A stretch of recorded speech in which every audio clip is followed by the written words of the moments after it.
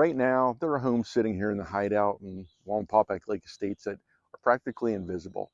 And it's not because they aren't beautiful. It's not because buyers don't want to live here. It's because the algorithms that run the modern search engines have quietly shadow banned them based on a single mistake made at the kitchen table weeks ago. Most pricing advice tells you to look backward, to treat a home like a history project based on what someone got 6 months ago.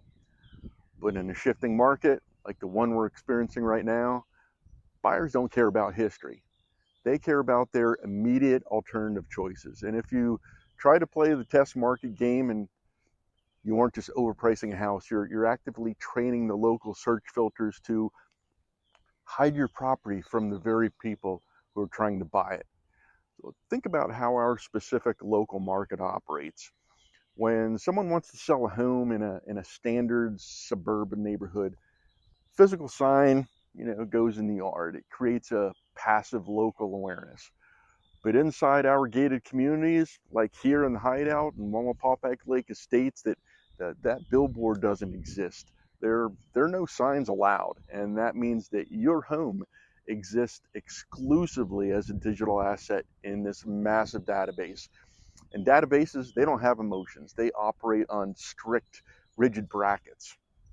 So when an out-of-town buyer sets their phone alert to alert them for properties under 400,000 and certain parameters, and your home you list at 405 to leave room for negotiation, you didn't just price it 5,000 too high. You priced it beyond their search parameters. To the AI engines and to the database filters, your house literally ceased to exist for that buyer. You've manufactured your own digital lockout. Here's the anatomy of a listing death spiral in a shifting market.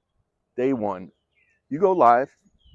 The algorithm tests your content, pushes your listing out there to the most active buyers, but because the price doesn't align with the current inventory velocity, those buyers click right past it. And the algorithm takes notes.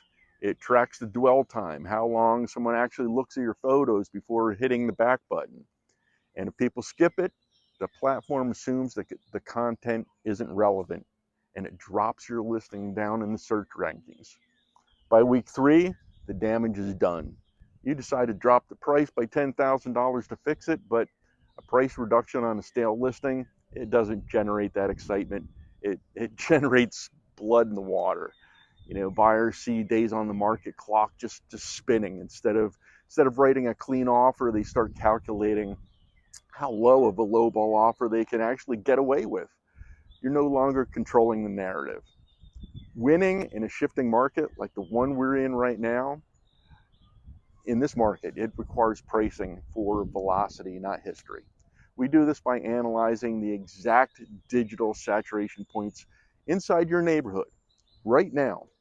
We look at the active competition right now, identify where the heavy search traffic is bottlenecked, and we position your home precisely at that threshold of that demand. We don't guess.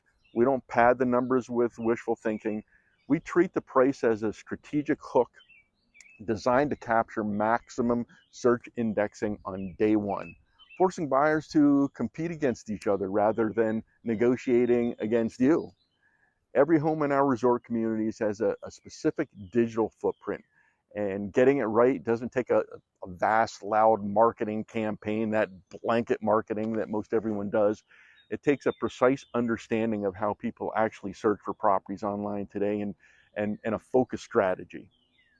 If you want to look at the real-time velocity numbers for your specific section of the neighborhood without the standard agent realtor presentation, let's talk. I'm Mark Bond with Century 21 Select Group, and I'm right down the road.